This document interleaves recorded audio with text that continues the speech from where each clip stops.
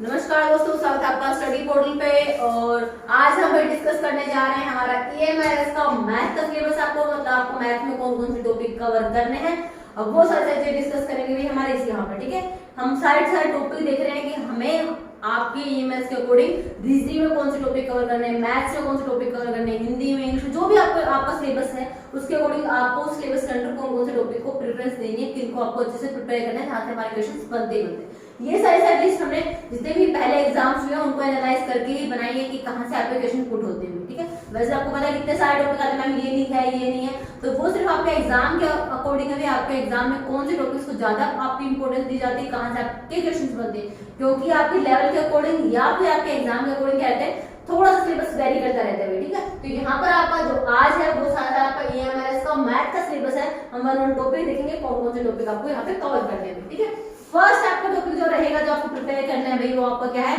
सबसे बेसिक होता है, हम बोलते हैं इसको नंबर सिस्टम बोलते हैं, संख्या पद्धति। भाई फर्स्ट टॉपिक का नाम क्या रहेगा, नंबर सिस्टम, और हिंदी में क्या हो जाएगा, संख्या पद्धति। भाई ठीक है, अब नंबर सिस्टम में आपको पता ही है कि जो भी आपकी होल नंबर है, इंटीजर्स हैं, आपके इवन है, ओड है, प्राइम नंबर्स है, ये सबके नंबर सिस्टम्स होते हैं यहाँ पे। तो वहां से क्वेश्चंस कैसे बनेंगे आपको वो देख रहे हैं। तो फर्स्ट आपको मैथ का टॉपिक जो आपको कवर करना है, फर्स्ट टॉपिक किसी बुक में आपको सबसे पहले यही मिलता है भाई, नंबर सिस्टम हम बोलते हैं इसको, और हिंदी में इसको बोलते हैं संख्या पद्धति। भाई ठीक है, तो ये कवर करना है आपको फर्स्ट। भाई सेकंड जो आपका टॉपिक होगा वो आपका है सिंप्लीफिकेशन। ठीक है, सिंप्लीफिकेशंस। तो यहाँ पे आपके मैथ्स के जो बेसिक्स है, आपका बोर्ड मार्क रूल हो गया, प्लस माइनस हो गया, मल्टीप्लाई हो गया, ब्रैकेट्स हो गए, उनको कैसे सोल्व करते हैं, सिंप्लीफिकेशन कैसे करते हैं भाई, आपको बोर्ड मार्क्स को माइंड में रखे वो टॉपिक हो जाए आपका क्या, उसको हम क्या बोलेंगे, आपका सिंप्लीफिकेशन कहते हैं। ठीक है, सिंप्लीफिकेशन कह सकते हैं उसके, इसको हिंदी में क्या कहेंगे, सरलीकरण। सरलीकरण, सरल कैसे करते हैं, सिंप्लीफाई कैसे करते हैं किसी इक्वेशन को, सरलीकरण। थर्ड टॉपिक जो आपका होगा, जैसे आपका LCM HCF, अभी HCF एंड LCM में हिंदी में पता होगा, महत्तम, ठीक है, समापवर्तक और आपका लघुत्तम समापवर्तक। ठीक है, महत्तम समापवर्तक और आपका लघुत्तम, ऐसे मतलब लघुत्तम समापवर्तक। ठीक है, यहाँ पर क्या हो जाएगा, third topic LCM and HCF। क्या आपको नंबर्स दिए हुए हैं, उन नंबर्स का आपको LCM निकालने के लिए कह सकता है, LCM मतलब लीस्ट कॉमन मल्टीप्लायर, और आपको HCF निकालने के लिए कहता है हाईएस्ट कॉमन फैक्टर। ठीक है, तो LCM HCF वाला टॉपिक का प्रिपेयर करना है। कई बार आपको दो नंबर्स दे दिए जाते हैं, उनका LCM बता देता है, आपसे HCF पूछ रहा है, या आपको LCM बता दिया, HCF बता दिया, आपको दो नंबर्स में से एक नंबर बता दिया, आपको सेकंड नंबर निकालने के लिए कह सकता है। इस सबसे कैसे भी क्वेश्चन बन सकता है। ठीक है, तो थर्ड टॉपिक होगा HCF और LCM। भाई फोर्थ टॉपिक आपका यहाँ पे क्या रहेगा, आपका फोर्थ टॉपिक के अंदर इसमें करेंगे आपका नंबर सिस्टम हो गया, LCM HCF हो गया, उसके बाद आएगा आपका अलजेब्रा। भाई क्या आएगा, अलजेब्रा।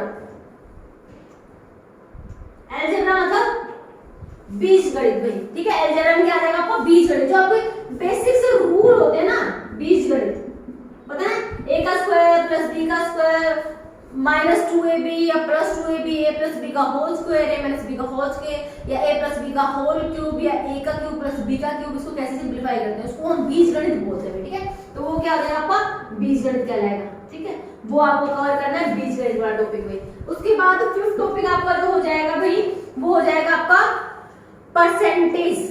बेसिक टॉपिक है, इंपॉर्टेंट टॉपिक है, क्वेश्चन हमेशा बनते हैं, नो डाउट, आपको कुछ सोचने की जरूरत नहीं है। परसेंटेज तो आपको करना ही करना है, क्योंकि परसेंटेज ऐसा नहीं कि इंडिपेंडेंट है, आपका किसी पे डिपेंड नहीं करता। भाई मोस्टली बहुत सारे क्वेश्चन में परसेंटेज आपका यूज हो जाता है, तो आपको क्लियर होना चाहिए परसेंटेज का कंसेप्ट। ठीक है, इंग्लिश में इसको बोलते हैं परसेंटेज, हिंदी में इसको बोलते हैं प्रतिशत। भाई ठीक है, आपको इसका इतना परसेंट मैंने उसको दे दिया, इतने परसेंट इसको दे दिया, इतना परसेंट खर्च हो गया, अब मेरे पास कितना परसेंट रह गया। ठीक है, यदि इतने पैसे का इतना परसेंट वो है तो इतने परसेंट क्या होगा, कुछ भी पूछ सकता है परसेंटेज क्वेश्चन आपको। ठीक है, परसेंटेज का मतलब परसेंट, मतलब पर 100 आपको कोई चीज बताई जाती है, फिर आपसे कोई चीज कुछ पूछी जाती है। तो फिफ्थ आपका टॉपिक हो जाएगा परसेंटेज। भाई ये सारे टॉपिक्स है ना, इनकी PDF भी आपके स्टडी पोर्टल के डिस्क्रिप्शन बॉक्स में लिंक अवेलेबल है, वहां से आप डाउनलोड कर सकते हो, वो भी हैंड रिटन नोट्स ही हैं प्रॉपरली, जो भी है आपके एग्जाम के अकॉर्डिंग जितने भी आपके शॉर्टकट्स हो सकते हैं, जैसे क्वेश्चंस को सिंप्लीफाई करना है, और उसके बाद at the end of the chapter आपकी जितनी भी आपको एक्सरसाइज के लिए 15-20 क्वेश्चंस या 20-25 क्वेश्चन हर चैप्टर के लास्ट में आपको दिए गए प्रैक्टिस के लिए, तो आपका प्रॉपर आपकी पीडीएफ फाइल बनाए गए हैं जहां पर आपको फॉर्मूला प्लस में सोल्ड एग्जांपल प्लस में प्रैक्टिस के लिए क्वेश्चन सब एक जगह एक ही पीडीएफ में मिल जाएंगे। तो ये पीडीएफ भी हमारे स्टडी पोर्टल के डिस्क्रिप्शन बॉक्स में लिंक अवेलेबल है, वहां से आप डाउनलोड कर सकते हो भाई, ठीक है। और साथ में इसके आपके लेक्चर्स भी आपको स्टडी पोर्टल पे मिल जाएंगे, तो वहां से भी आप टॉपिक कवर कर सकते हो। जो टॉपिक्स आपको काफी सारे टॉपिक्स आपको वहां से मिल जाएंगे। जो भी टॉपिक अगर आपके रहते भी है, तो जो हमने ये सीक्वेंस स्टार्ट की हुई 3 मंथ्स वाला, कि अप्रैल मई जून में हम 3 मंथ्स में हमारा सारा सिलेबस जो भी हमारे एग्जाम के लिए, चाहे हमारा केवीएस है या डीएससी हमारे माइंड में है, जिन भी एग्जाम की हम प्रिपरेशन कर रहे हैं, तो उसमें जितने भी हमारे टॉपिक्स होते हैं, चाहे वो रीजनिंग है, मैथ्स है, वो सारे टॉपिक हम विद इन 3 मंथ्स में सारा सिलेबस कवर करेंगे।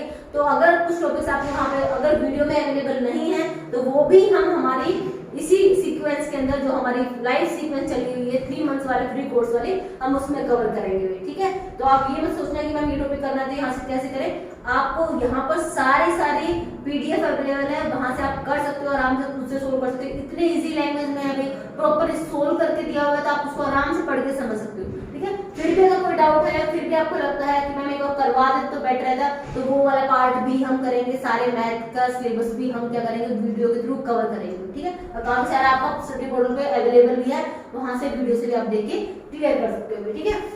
तो फिर से बता रही हूँ, ये सारे नोट्स के, मैथ्स के भी आपके hand written notes study portal के डिस्क्रिप्शन बॉक्स में लिंक पर अवेलेबल है, आप वहां से इसको डाउनलोड कर सकते हो, ठीक है। और अगर आपको स्टडी मटेरियल ऑर्डर प्लेस करना है, तो भी आपको नंबर मैंने बताया था 8447410108 पर भी आप क्या कर सकते हो, मैसेज करके अपने ऑर्डर को प्लेस कर सकते हो, अपने नोट्स को बाय कुरियर मंगवा सकते हो। ऑल ओवर द इंडिया आप कहीं पे भी रहते हो, मैटर नहीं करता, आपको बाय कुरियर यहाँ पर इस नंबर पे आपको सिर्फ और सिर्फ क्या करना है, अपना नाम, आपका सिटी और आपका एग्जाम आपको लिख के भेजना है, और आपको जिस भी एग्जाम की आप प्रिपरेशन करें उसको आपको नोट्स अगर बाय कुरियर मंगवाने हैं, तो भी आप क्या कर सकते हो, इस नंबर पर कांटेक्ट कर सकते हो, अपने नोट्स को बाय कुरियर मंगवा सकते हो और अपनी प्रिपरेशन स्टार्ट कर सकते हो। भाई आप self study is the best, भाई बिना सेल्फ स्टडी के चाहे आप वीडियो से देख रहे हो, कहीं से देख रहे हो, जब तक आप अपने एंड में प्रिपरेशन स्टार्ट नहीं करोगे ना, तब तक एग्जाम क्लियर हो ही नहीं सकता। तो इसलिए बेस्ट ये है कि पहले अपना सिलेबस कवर करो, सिलेबस क्रैक करो, कहाँ से मुझे कवर करना है, क्या क्या चीजें आनी है। जब आपके पास प्रॉपर मटेरियल होगा, तभी आप एक प्रॉपर प्लानिंग से काम कर पाएंगे। वरना आपने 1 महीना कहीं से कुछ पढ़ा, फिर आप दूसरे चैनल पे गए, वहां से कुछ पढ़ा, कहीं से कुछ पढ़ा, एट द एंड आपने सब कुछ हल्का सब तरह से पढ़ लिया, लेकिन एट द एंड आप सम अप करके आपके पास वो चीज तो निकल के नहीं आई कि मेरा सारा सिलेबस कवर हुआ कि नहीं हुआ। तो उसका बेस्ट तरीका ये है कि आपने पहले सारे टॉपिक्स को लिखा कि अगर मेरे यहाँ पर 5, 6, 7 जितने भी टॉपिक्स आ रहे हैं, रीजनिंग आ रहा है, हिंदी आ रहा है, मैथ्स आ रहा है, कंप्यूटर आ रहा है, इंग्लिश आ रही है, या सीडीपी आ रही है मुझे, या जो भी टॉपिक मेरे सिलेबस में आ रहे हैं, उनका सारा स्टडी मटेरियल मेरे पास है या नहीं है। अगर है तो ठीक है, बेस्ट अभी प्रिपरेशन स्टार्ट कर दो, नहीं है तो भी आप इस नंबर पे कांटेक्ट करके अपना ऑर्डर प्लेस कर सकते हो, मंगवा सकते हो। या फिर अगर आपको पीडीएफ चाहिए तो वो भी डिस्क्रिप्शन बॉक्स में लिंक अवेलेबल है, मैथ्स की, रीजनिंग है, जिस भी सब्जेक्ट की, हर एक सब्जेक्ट की आपकी पीडीएफ भी आपकी अवेलेबल है स्टडी पोर्टल के डिस्क्रिप्शन बॉक्स में। वहां से जाके आप क्लिक करके क्या कर सकते हो, अपने पीडीएफ फाइल को भी डाउनलोड कर सकते हो, वहां से स्टडी स्टार्ट कर सकते हो, ठीक है। तो ये आपका नंबर रहेगा, जहां पर अगर आपको एग्जाम से रिलेटेड कोई भी इंफॉर्मेशन चाहिए हो, तो अपना नाम, अपना एग्जाम का नाम और आपकी सिटी आप क्या कर सकते हो, व्हाट्सएप कर सकते हो इस नंबर के ऊपर 8447410108 पर। आपको आपके एग्जाम से रिलेटेड सारी इन्फॉर्मेशन, सारे नोटिफिकेशन आपको मिलते रहेंगे। जो भी वीडियोस हम डालेंगे उसका भी आपको नोटिफिकेशन जाता जाएगा, और जो भी एग्जाम होगा उससे रिलेटेड भी इन्फॉर्मेशन जो हमारे पास अवेलेबल होगी, वो भी आपको जल्द से जल्द इस नंबर की हेल्प से आपको व्हाट्सएप दी जाएगी, आपको ग्रुप में प्रोवाइड की जाएगी, ताकि आप अपडेट रहें कि आपको क्या क्या चीजें प्रिपेयर करनी है। कौन सा नोटिस आ गया, कौन से एग्जाम के डेट आ गए, कौन से फॉर्म फिल करने हैं, उससे रिलेटेड सारी इन्फॉर्मेशन आपको दी जाएगी, ठीक है। तो हम अपने एंड पे पूरी कोशिश करेंगे कि हम जैसे भी आपकी हेल्प कर सकते हैं, ऑनलाइन टीच करके या आपको बेस्ट नोट्स प्रोवाइड करके, या फिर डिस्क्रिप्शन बॉक्स से आप पीडीएफ वगैरह चाहिए आपको सिंगल पार्ट की, तो वो सब आप क्या कर सकते हो, आराम से इजीली एक्सेस कर सकते हो स्टडी पोर्टल से या फिर इस नंबर की हेल्प से, ठीक है भाई। तो ये आपका कॉन्टेक्ट नंबर रहेगा। अगर आपको कोई भी क्वेरी है किसी भी एग्जाम से रिलेटेड या फिर किसी भी स्टडी मटेरियल को अगर आपको मंगवाना है तो आप पूछ सकते हो भी। ऐसा नहीं कि सिर्फ EMRS की, हर एक टीचिंग एग्जाम की जिसकी भी आप प्रिपरेशन कर रहे हो, चाहे PGT है प्रिंसिपल वाइस प्रिंसिपल या कोई भी किसी भी स्टेट का टेट एग्जाम है, सबके नोट्स आपके बाय कोरियर प्रोवाइड किए जाते हैं। ठीक है, तो ये चीज आप ध्यान में रखना। ये सोचिए मैं कहाँ से पढ़ूं, मेरे पास स्टडी मटेरियल नहीं है, कभी किसी बुक से जा रहे हो, किसी बुक शॉप से जा रहे हो, एक बुक ले आए, दूसरी कोई बुक ले आए, ऐसे नहीं। प्रॉपर एक प्लानिंग बनाओ, उसके हिसाब से प्रिपरेशन करोगे तो बेस्ट है। अदरवाइज 2-3 साल निकाल के फिर भी एट द एंड रिजल्ट कुछ हाल में नहीं, क्योंकि आप प्रॉपर प्लानिंग से नहीं चल रहे, वो दिक्कत रहती है। ठीक है, वो ध्यान रखना। सिक्स टॉपिक आपका परसेंटेज के बाद कौन सा टॉपिक हो जाए जो आपको करना है भाई, रेशियो एंड प्रोपोर्शन पे। क्या है परसेंटेज के बाद, रेशियो एंड प्रोपोर्शन पे। अनुपात बोलते हैं हम जिसको, क्या अनुपात और समानुपात में, कि कोई चीज क्या है अनुपात और समानुपात में, हिंदी में अनुपात रेशो, कि उसको इतने रेशो मिला है, उसको है ना किसी चीज का 2 हिस्सा मिला, उसको 1 हिस्सा मिला, मतलब टोटल 3 चीजें थी, 3 में से 2 आपके भाई को मिल गई, 1 आपको मिल गई, इसका मतलब 1 का 2/3 आपके भाई को मिल गया, 1/3 आपको मिल गया। तो आपकी रेशो क्या होती है, आपकी 2:1 हो गई। ठीक है, कोई भी चीज थी उसको 2 हिस्से उसको मिला, 1 हिस्सा इसको मिला, तो ये आपकी रेशो कहलाती है, इस तरह जो होती है। ठीक है, किसी चीज का 5वां हिस्सा है, 5/7 ले दिया, वो मैंने पढ़ लिया, कितना रह गया 2/7 रह गया, तो टोटल 7 मान के चलो, इसका 5 हिस्सा हो गया, तो बच कितना गया 5/7, 2 रह गया। इसको हम रेशियो प्रोपोर्शन बोलते हैं। डिटेल में करना है तो वो आप वहां पे देख लेना, आपकी PDF फाइल्स में सारे टॉपिक को detail wise with shortcuts with simplifications सब करवाया हुआ। ठीक है, तो टॉपिक का नाम रहेगा रेशियो एंड प्रोपोर्शन, अनुपात एवं समानुपात में, जो आपको कवर करना है समानुपात। ठीक है, अनुपात एवं समानुपात में।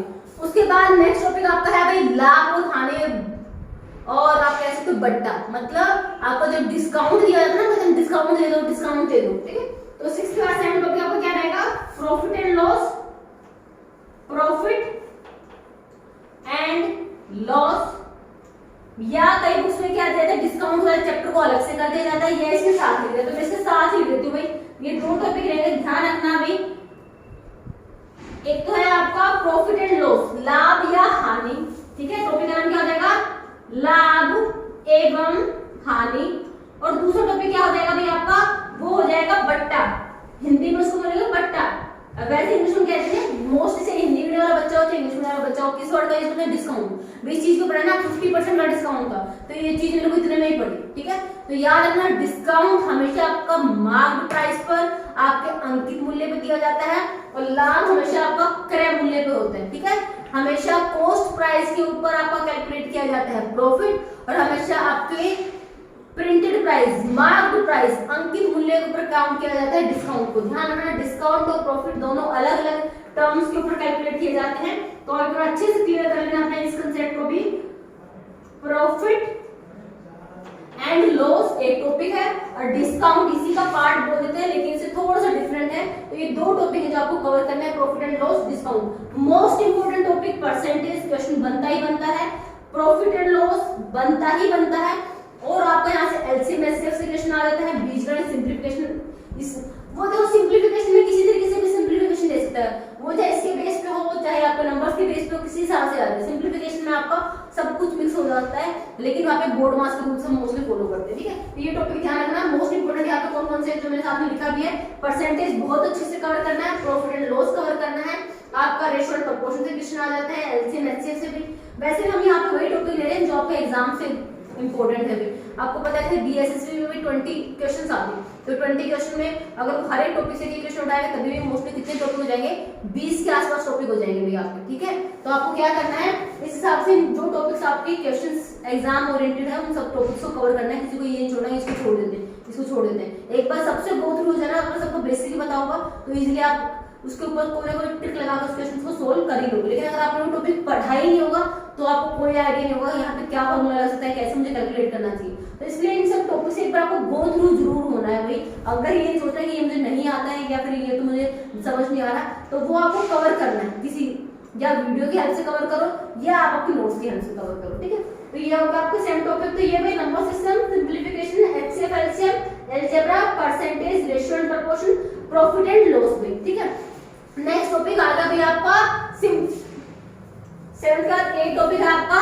सिंपल इंटरेस्ट भाई, सिंपल इंटरेस्ट।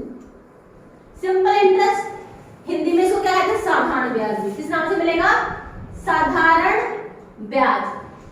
किस नाम से मिलेगा टॉपिक भाई, साधारण ब्याज के नाम से मिलेगा। अब साधारण ब्याज आपका इजी से हम करते आते हैं, बच्चे आगे कई बार फंस जाते हैं किसके अंदर, कंपाउंड इंटरेस्ट के अंदर।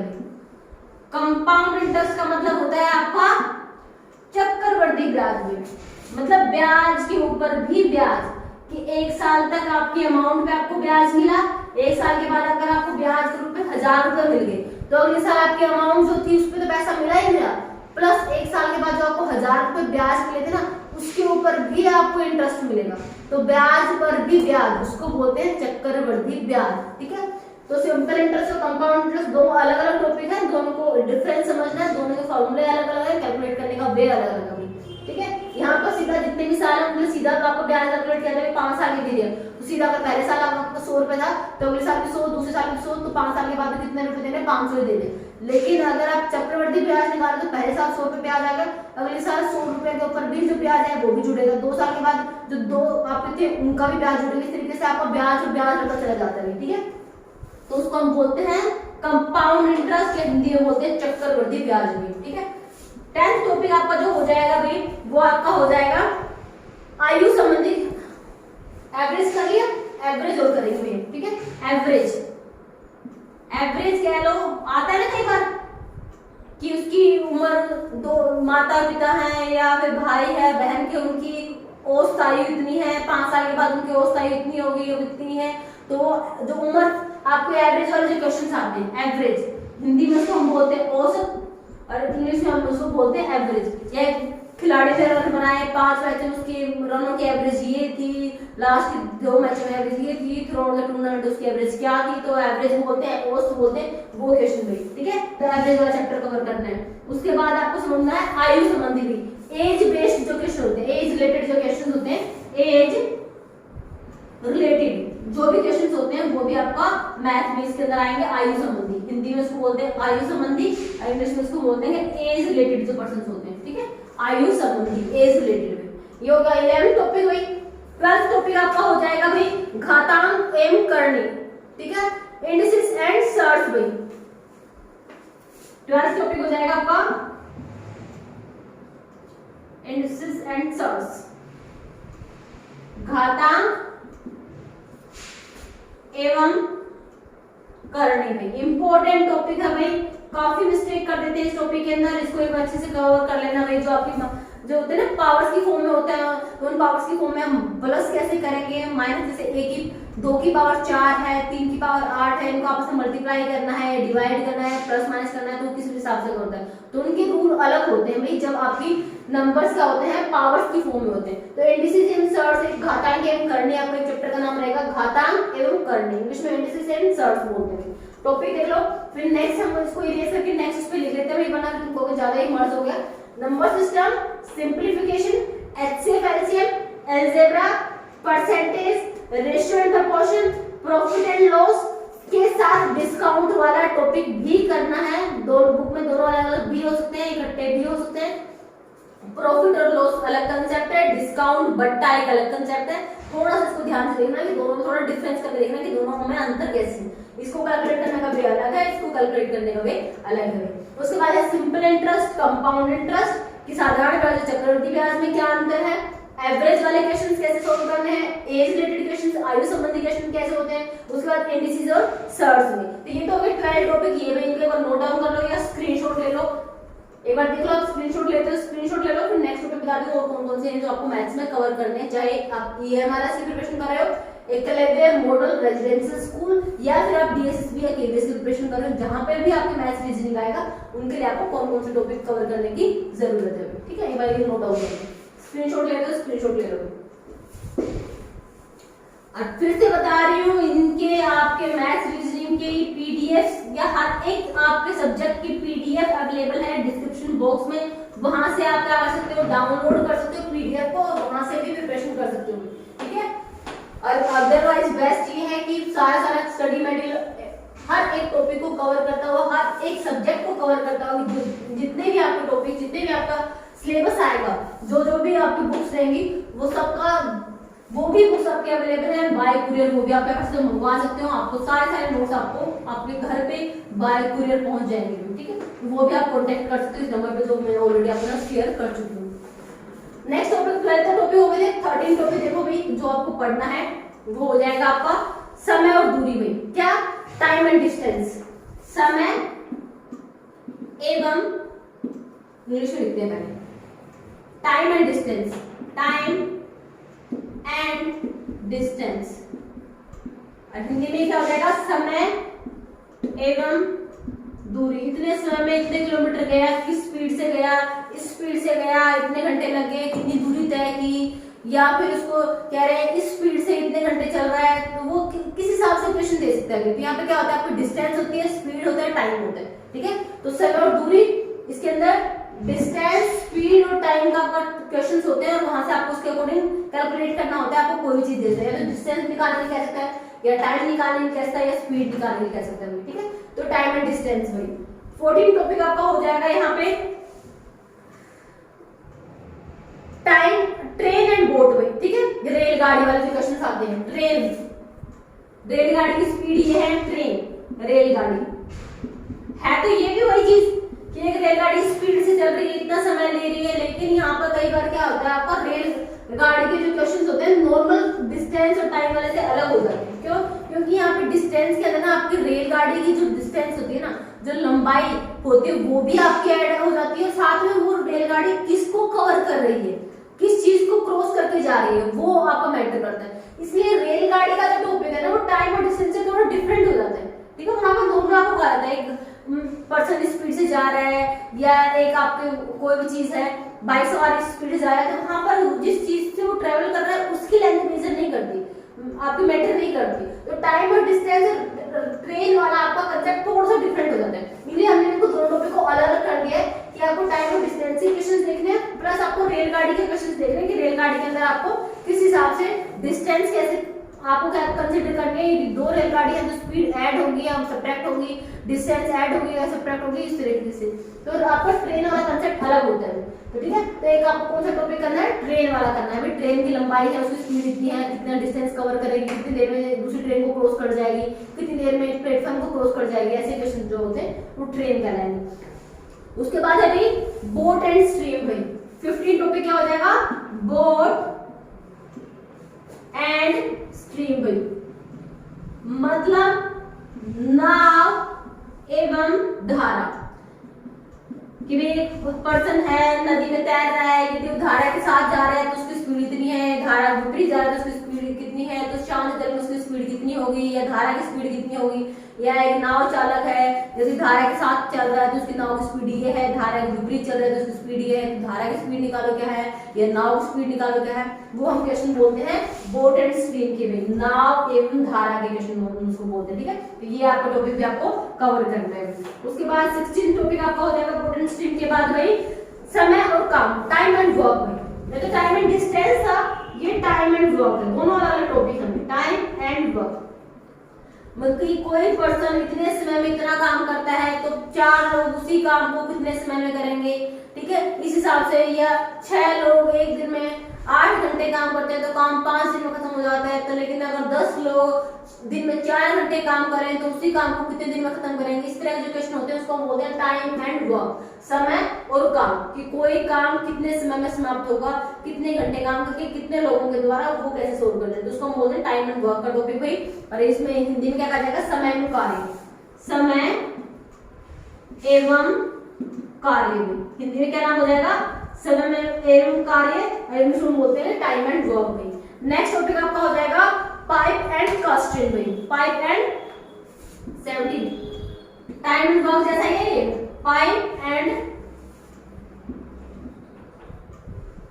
ठीक है, मतलब क्या है ये आपका पाइप एवं टंकी भाई, पाइप एवं टंकी, पाइप एवं टंकी। पढ़ा भी होगा, आपने सुना होगा कि यदि एक टंकी एक या कोई पाइप, यदि कोई पाइप एक टंकी को 4 घंटे में भर देती है, तो लेकिन यदि उस टंकी में छेद हो तो वही पाइप उस टंकी को भरने में कितना समय लेगी। यदि 2 पाइप एक की क्षमता 3 आपकी समय रखा हो कि 3 घंटे में भर देती है, दूसरी क्षमता क्या है वो 4 घंटे में टंकी को भर देती है, दोनों पाइपों को एक साथ खोल दिया जाए तो पूरी टंकी कितने समय में भरी जाएगी। तो इस तरह के जो क्वेश्चन होते हैं वो आपके पाइप एवं टंकी के क्वेश्चन कहलाते हैं कि अगर किस दो या दो से ज्यादा आपकी पाइप दी हुई है और यदि वो किसी टंकी को भर रही है या कोई ऐसी पाइप है जो आउटलेट पाइप को खाली कर रही है वो कितने समय खाली करेगी, तो उसका नाम होता है पाइप एंड कास्टिंग, हिंदी में पाइप एवं टंकी हम बोलते हैं। 18 क्वेश्चन जो आपको जो टॉपिक कवर करना है इसके अंदर वो आपको कवर करना है ज्योमेट्री, हम जिसको बोलते हैं किस क्या ज्योमेट्री, जियोमेट्री, ठीक है, जहां पर आपके एंगल्स वगैरह की वो बात आ जाती है आपकी, ठीक है, उसको हम ज्योमेट्री बोलते हैं। जियोमेट्री में ज्यामिति कंस्ट्रक्शन से रिलेटेड लगा लो या एंगल्स की बात पे लगा लो आपकी, ठीक है, वो हमारा ज्योमेट्री कहलाएगा। तो 18 चैप्टर में आपका टॉपिक हो जाएगा जियोमेट्री, ज्यामिति हुई, ठीक है, ज्यामिति कहलाएगा। उसके बाद नेक्स्ट आपका हो जाएगा भाई 18 हो गया, 19 टॉपिक आपको जब कवर करना है वो आपका हो जाएगा यहाँ पर क्षेत्रमिति, एरिया निकालना में मेंसुरेशंस कह सकते हो या फिर आपका क्षेत्रमिति कहेंगे, ठीक है, एरिया से रिलेटेड, ठीक है, चाहे वो स्क्वायर का हो या फिर आपका रेक्टेंगल का हो या फिर आपका ट्रायंगल का हो, स्क्वायर, रेक्टेंगल, सर्कल, वृत्त, ये जो सारी चीजें होती हैं उनका एरिया निकालना क्षेत्रमिति में, ठीक है, वो क्या कहलाएगा हमारा क्षेत्रमिति, हमारा क्या कहलाएगा एरिया या मेंसुरेशन वाला चैप्टर कहलाएगा। एरिया या एरिया की जगह पे कई बुक्स में क्या लिखा है मेंसुरेशन लिखा मिलेगा, ठीक है, मैंने यहाँ पे सिंपलीफाई किया ताकि आपको समझ आए, इसलिए मैंने एरिया लिख दिया, लेकिन कई बुक्स में ये मेंसुरेशन के नाम से होता है, ठीक है, क्षेत्रमिति जिसको हिंदी में बोलते हैं क्षेत्रमिति, इंग्लिश में बोलते हैं मेंसुरेशन, या इसका मतलब इनडायरेक्ट आप समझ सकते हो एरिया की बात हम कर रहे हैं, ठीक है। तो जो 2D इमेजेस होते हैं वहां पर मोस्टली सिर्फ एरिया कैलकुलेट किया जाता है, लेकिन जहां पर 3D इमेजेस होते हैं वहां पर आपका साथ में वॉल्यूम भी कंसीडर किया जाता है, ठीक है, उसको हम आयतन बोलते हैं, वो हमारा चैप्टर नंबर 20 कहलाएगा। आयतन इंग्लिश में क्या कहेंगे वॉल्यूम, किसी बर्तन का वॉल्यूम क्या है, सिलेंडर है, स्फेयर है, कोन है, हेमिस्फेयर है, और आपका जितने भी आपको 3D वाली जो चीजें होती हैं, होलो होते हैं जिसके अंदर फिल किया जा सकता है, वो हमारे क्या कहलाते हैं आपकी 3D इमेजेस कहलाते हैं। तो उनका हम क्या कैलकुलेट करते हैं वॉल्यूम कैलकुलेट करते हैं कि वो कितनी चीजों को कंटेन कर सकते हैं अपने अंदर, ठीक है, वो उसको वॉल्यूम कहलाता है। तो वॉल्यूम या फिर उसका surface area, volume and surface area, ये टॉपिक का नाम है surface area, volume and surface area, Hindi में इसको कहेंगे आयतन एवं पृष्ठ क्षेत्रफल। वॉल्यूम का मतलब आयतन और सरफेस एरिया का मतलब पृष्ठ क्षेत्रफल, ठीक है, ये आपका हिंदी में नाम हो जाएगा आयतन एवं पृष्ठ क्षेत्रफल, और इंग्लिश में volume and surface area. Volume and surface area mostly किसका निकालता है, सिलेंडर का, कोन का, स्फीयर का, हेमिस्फीयर का, ये सारे क्या है आपके 3D इमेजेस में आते हैं। तो इनका एक सरफेस एरिया मतलब ये जो जैसे ये है सिलेंडर के शेप में है, तो यहाँ पर इसका क्या होगा वॉल्यूम भी, इसके अंदर कितनी फिल की जा रही है वो उसका वॉल्यूम होगा। ये बाहर से कितना एरिया कवर कर रहा है, यहाँ से ये सारा एरिया है, ये इसका क्या कहलाएगा सरफेस एरिया कहलाएगा, ठीक है। तो आपका जैसे घनाभ है, क्यूब है, क्यूबॉइड है, उनका भी क्या होता है सरफेस एरिया होता है। तो यहाँ पर क्या है इसके अंदर कितना कंटेन हो सकता है वो उसका वॉल्यूम हो जाएगा। इसके बाहर से ये है, ये है, ये है, ऊपर से अंदर से सारा कंसीडर करके जो हम इसका क्या निकालते हैं सरफेस एरिया निकालते हैं, ठीक है। तो आपको एरिया और सरफेस एरिया में डिफरेंस समझना है। एरिया आपका मोस्टली 2D इमेजेस में निकालते हैं और सब वॉल्यूम सरफेस एरिया आपको मोस्टली 3D इमेजेस वाले उसमें निकालते हैं। तो ये आपको टॉपिक कवर करने में ये सारे आपके मैथ्स के 20 इंपॉर्टेंट क्वेश्चंस, 20 इंपॉर्टेंट टॉपिक्स हैं जहां से आपके क्वेश्चंस बनते हैं आपके टीचिंग एग्जाम्स के अंदर, जो टॉपिक आपको अच्छे से प्रिपेयर करके जाने जाना। मोस्टली यही टॉपिक्स होते हैं, बाकी देखो उनकी मर्जी होती है, कहीं ना कैसे कुछ ऐसे टॉपिक्स उठा लेते हैं जो हमारे सिलेबस में नहीं होते, लेकिन कई बार बीएससी वाले लेवल से उठा दिया, प्लस 2 लेवल से उठा दिया कि आपको क्या कर दिए इंटीग्रेशन उठा लिया, डिफरेंशिएशन उठा लिया। लेकिन आपका बेसिक क्या होता है आपका 10th तक का मैथ होता है, क्योंकि मोस्टली सब बच्चों के पास 10th तक का ही मैथ पढ़ते हैं। 10th के बाद आपके पास ऑप्शन होता है, 10th के बाद आप जरूरी नहीं कि हर बच्चे ने 10th के बाद आपका मैथ पढ़ा हो, तो वो आपका प्रश्न प्लस 2 का सिलेबस कई बार डाल देते हैं, तो वो भाई रेलिवेंट नहीं होता है, वो एक्सेप्शन केस होता है कि कभी कभार डाल दिया क्वेश्चन ऐसा डाल दिया। अदरवाइज आपके जो टॉपिक होते हैं, जो 10th तक आपके जो टॉपिक होते हैं, आपको वही मैथ कवर करना होता है, क्योंकि 10th तक ही सब बच्चों के पास मैथ कंपलसरी होता है। तो एग्जाम में भी आपका टिल 10th तक का ही मैथ आता है, तो आपको मैथ जो 10th लेवल का है वो सारे टॉपिक आपको प्रिपेयर करने में 8 एंड 10th अगर आप मैथ उठा के देखो ना, तो यही सारे टॉपिक्स हैं जो हमने यहाँ पे लिखे ना, ये सारे वही टॉपिक है। तो आपको कहने का मतलब क्या है कि आपको 10th तक का मैथ अच्छे से प्रिपेयर करना है ताकि वहां से आपका कोई क्वेश्चन ना छूटे। तो ये सारे टॉपिक्स के नाम थे, आपको ये नोट डाउन करने हैं, इन सब टॉपिक्स को आपको कवर करना है। इसकी पीडीएफ हैंड रिटन नोट्स की विद एग्जांपल्स या प्रैक्टिस एक्सरसाइज या फिर फॉर्मूलाज के साथ, अगर वो पीडीएफ आपको चाहिए तो वो भी आपके डिस्क्रिप्शन बॉक्स में अवेलेबल है, वहां से आप डाउनलोड कर सकते हो भाई। और अगर आपको नोट्स मंगवाने हैं तो बाय पीडीएफ वो भी मंगवा सकते हो, या आपको अदर कोई सब्जेक्ट में मैथ तो मेरे पास अवेलेबल है, या मेरा मैथ अच्छा भी है इसकी मेरे को जरूरत नहीं है, तो बाकी अगर किसी और सब्जेक्ट की भी पीडीएफ अगर आपको चाहिए तो वो भी, उसका लिंक भी आपको डिस्क्रिप्शन बॉक्स में दिया हुआ है, आप वहां से क्या करते हो उसको डाउनलोड कर सकते हो। और बाकी सारी वीडियोस आपके सब्जेक्ट वाइज भी स्टडी पोर्टल की प्लेलिस्ट के अंदर आप जाके किसी भी सब्जेक्ट की पीडीएफ को, फाइल को, या फिर आपकी वीडियोस को वहां से वॉच कर सकते हो। ठीक है, तो यहाँ पर भी हमारे सारे टॉपिक कवर हो जाते हैं, एक बार ध्यान से देख लें कौन कौन से टॉपिक आपको कवर करने हैं, और अगर आपको पीडीएफ चाहिए तो आप डिस्क्रिप्शन बॉक्स से डाउनलोड कर सकते हो। धन्यवाद।